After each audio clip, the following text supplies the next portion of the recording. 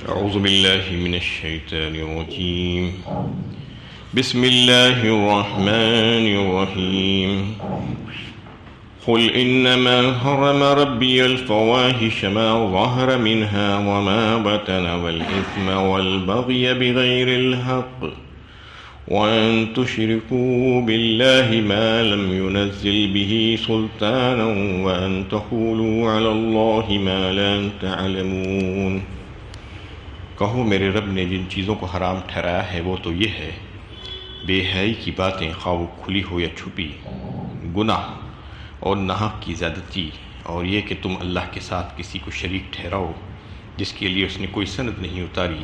نیز یہ کہ اللہ کے نام سے ایسی بات کہو جس کا تمہیں کوئی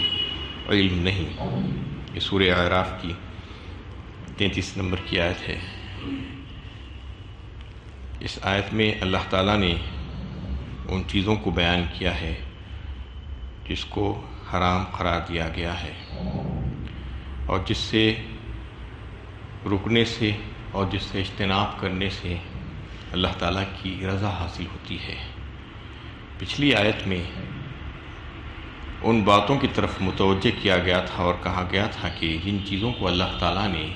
تمہارے لیے حلال قرار دیا ہے، جو نفیس اور عمدہ ہے، جو اچھی اور پاکیزہ ہے، اس کو تم نے کیوں حرام کر لیا؟ تم کو کس نے اختیار دیا یہ چیزیں کو حرام کرنے کا؟ جبکہ جو چیزیں اللہ تعالیٰ نے حلال قرار دی ہے وہ نعمتوں کو استعمال کیا جانا چاہیے، اس کو حرام قرار نہیں دیا جا سکتا۔ وہ نعمت سے محروم ہو گئے اس کو حرام قرار دے کر۔ اور جن چیزوں کا تذکرہ اس آیت میں آ رہا ہے، جن کو اللہ تعالیٰ نے وضاحت کے ساتھ حرام فرمایا ہے، ان سے تو اجتناب نہیں کرتے۔ یہ کیا حال ہے لوگوں کا؟ بتایا جا رہا ہے کہ جس سے بچ کر اللہ تعالیٰ کی رضا حاصل کیا جا سکتی ہے اس سے بچتے نہیں ہیں، اور جس کو حلال قرار دیا ہے اس کو حرام قرار دیتے ہیں، یعنی دنیا اور آخرت دونوں جہاں کی نعمتوں سے اپنے آپ کو محروم کر لے رہے ہیں، اور اللہ تعالیٰ کو غضب میں لا رہے ہیں۔ جن چیزوں کو اللہ تعالیٰ نے حرام قرار دیا اس کو حلال قرار دے کر یا اس کو استعمال کر کے اللہ تعالیٰ کے عذاب کو للکار رہے ہیں اور آخرت کا عذاب خرید رہے ہیں۔ اس میں ان لوگوں کو متنبہ کیا گیا اور کہا گیا کہ یہ جو چیزوں جس کا تذکرہ یہاں پر کیا گیا ہے یہ تو حرام نہیں ہے، حرام ہے، اور اس سے پہلے کی آیت میں جن چیزوں کا تذکرہ کیا گیا تھا وہ حرام نہیں تھی۔ تو جن چیزوں کو تمہارے لیے حرام قرار دیا گیا ہے وہ سن لو، یہ ہے قل انما حرم ربی الفواحش ما ظہر منہا وما بطن، فرمایا سب سے پہلے یہ کہ حرام کیا ہے تمہارے رب نے تمہارے اوپر تمام قسم کی بے حیائی کے کام جو کھلے اور چھپے ہو۔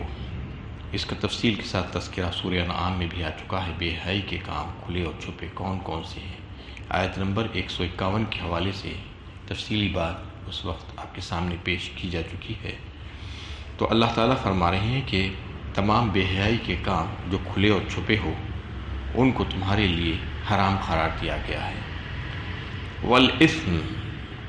الف لام میم، اسم کا مطلب ہے گناہ، یعنی وہ گناہ جو تمہاری ذات اور تمہارے نفس سے تعلق رکھتے ہیں، وہ تمام گناہ اور معصیت کے کام۔ والبغی، بغیہ کا مطلب یہ ہے کہ ناحق کی زیادتی، سرکشی۔ اس کا مطلب یہ ہے کہ دوسرے لوگوں کے حقوق اور معاملات کو صحیح طور پر ادا نہیں کرنا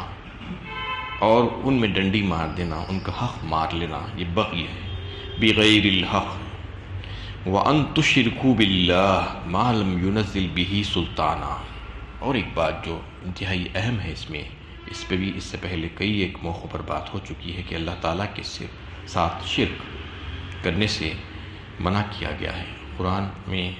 20 آیتیں آپ کو ملیں گی، بھرا پڑا ہے قرآن شرک کی نفی میں۔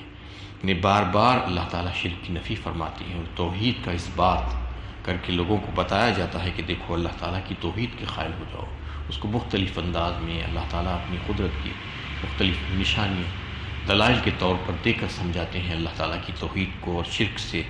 منع کیا جاتا ہے۔ شرک اصل میں کسے کہتے ہیں؟ اللہ تعالیٰ کی ذات، اس کی صفات، اس کی قدرت، اس کے اختیارات میں کسی اور کو بھی شریک و سہیم سمجھنا، یہ شرک ہے۔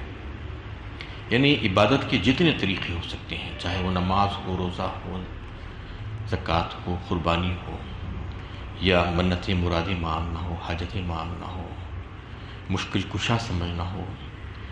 طواف کرنا ہو، یا اور کوئی بھی کام جو عبادت کہلاتا ہے، وہ عبادت کا کوئی بھی طریقہ سوائے اللہ کے کسی اور کے لیے جائز نہیں ہے۔ اور اگر کوئی اس میں سے کوئی ایک چیز بھی اللہ کے سوا کسی اور کے ساتھ کرتا ہے تو اس کا مطلب ہے کہ وہ شرک کر رہا ہے اس معاملے میں۔ تو اس میں منع کیا گیا اور حرام قرار دیا ہے شرک کرنے کو اللہ تعالیٰ کے ساتھ، کیونکہ اتنا بڑا گناہ ہے کہ ناقابل معافی ہے شرک۔ ان اللہ لا یغفر ان یشرک بہ ویغفر ما دون ذلک لمن یشاء، فرمایا سورہ نساء 5ویں پارے میں۔ اللہ تعالیٰ معاف فرما دیں گے اپنے فضل و کرم سے دیگر سارے گناہوں کو جس کے لیے چاہیں گے، لیکن سوائے شرک کے،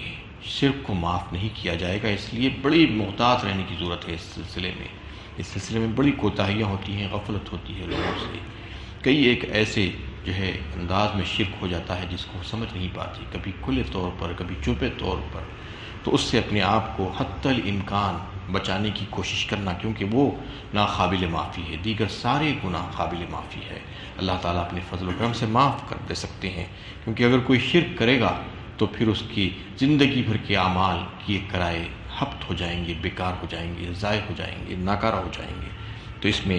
اس کو بڑی سختی کے ساتھ منع کیا گیا ہے۔ وَأَن تُشْرِكُوا بِاللَّهِ مَا لَمْ يُنَزِّلْ بِهِ سُلْطَانًا، یعنی یہ ساری چیزوں کے بارے میں جو ہے تمہارے پاس کچھ یعنی دلیل نہیں ہے، تم جو کام کر رہے ہو، جبکہ اس کو اللہ تعالیٰ نے حرام قرار دیا ہے، بلا دلیل کے، بلا سند کے تم وہ کام کرنے جا رہے ہو۔ وَأَن تَقُولُوا عَلَى اللَّهِ مَا لَا تَعْلَمُونَ، اور وہ چیزیں جو اللہ تعالیٰ کے بارے میں تم کہو جس کا تمہیں کوئی علم نہیں ہے، یعنی یہ کہہ کر کے اس کو اللہ تعالیٰ نے فرمایا ہے۔ مطلب یہ ہے کہ غلو فی الدین، دین میں غلو کرنا، افراط و تفریط کرنا، نئی نئی چیزیں لا کر گھسا دینا، بدعت جسے کہا جاتا ہے، نئی نئی باتوں کو دین کا ایک جز بنا کر لوگوں کو دکھا دینا، اس سے بڑی خرابیاں دین میں پیدا ہوتی ہیں اور دنیا اور آخرت کی تباہی ہے، اور اس کو نہیں بخشا جائے گا، نہیں چھوڑا جائے گا۔ بدعت کرنے والوں کو سے اللہ کے نبی صلی اللہ علیہ وسلم ناراض ہوں گے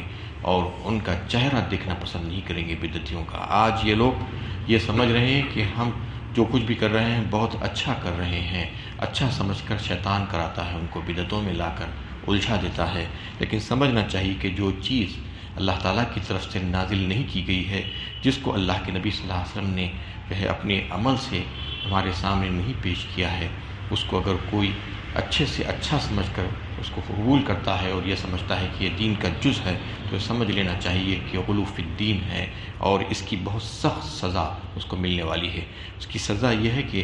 سخت ترین گناہ میں مبتلا کیا جائے گا اور سنتوں سے محروم ہو جائے گا۔ ایک بدعت اگر کوئی کرتا ہے تو ایک سنت اس سے نکل جاتی ہے، ایک سنت سے محروم کر دیا جاتا ہے۔ تو جس قدر بدعتوں میں جو ہے وہ الجھتا جائے گا، اس قدر سنتوں سے دور ہوتا جائے گا، اس قدر اس سے وہ جو ہے گناہ میں مبتلا ہوتا جائے گا۔ تو ان تمام چیزوں کو بتا کر اللہ تعالیٰ یہ فرما رہے ہیں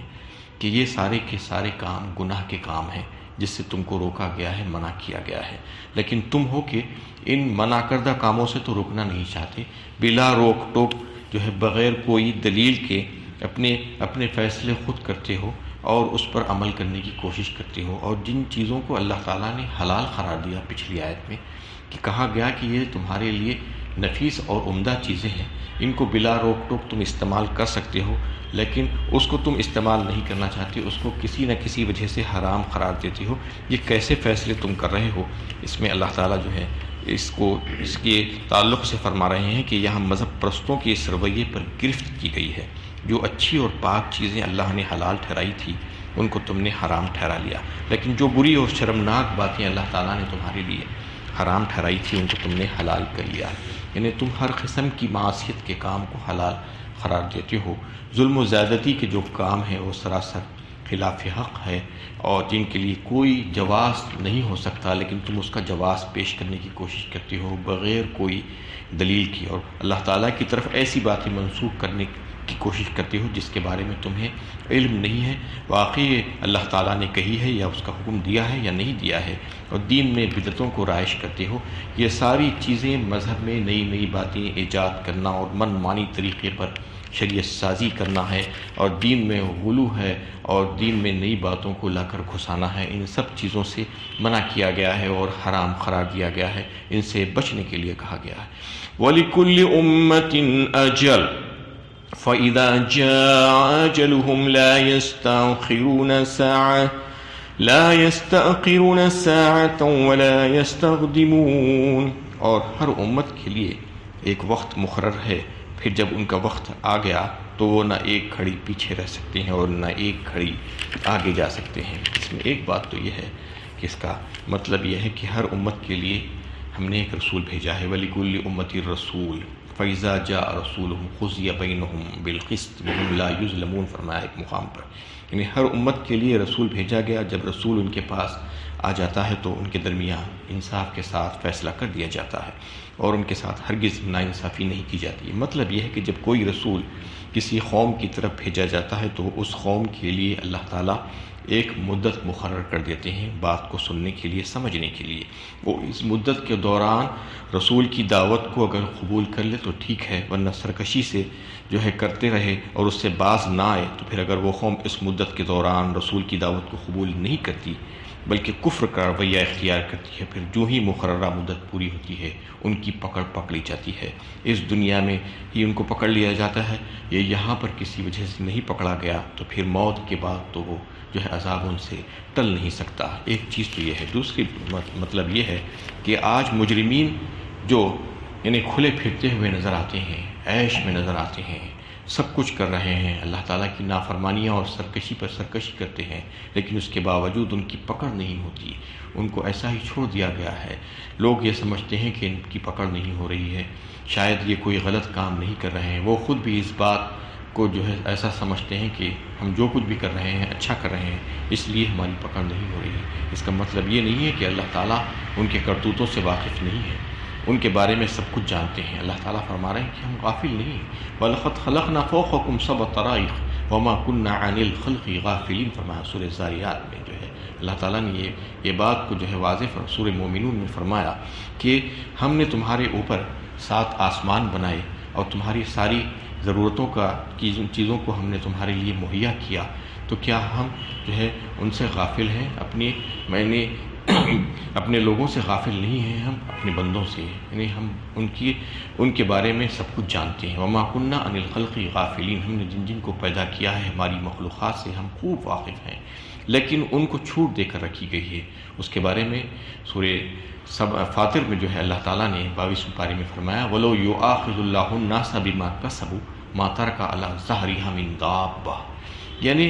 اگر جو ہے اللہ تعالیٰ پکڑنا شروع کر دیتے لوگوں کے گناہوں پر تو پھر اس روئے زمین پر ایک بھی چلتا پھرتا جاندار نظر نہیں آتا، کیونکہ اتنے گنہگار ہیں لوگ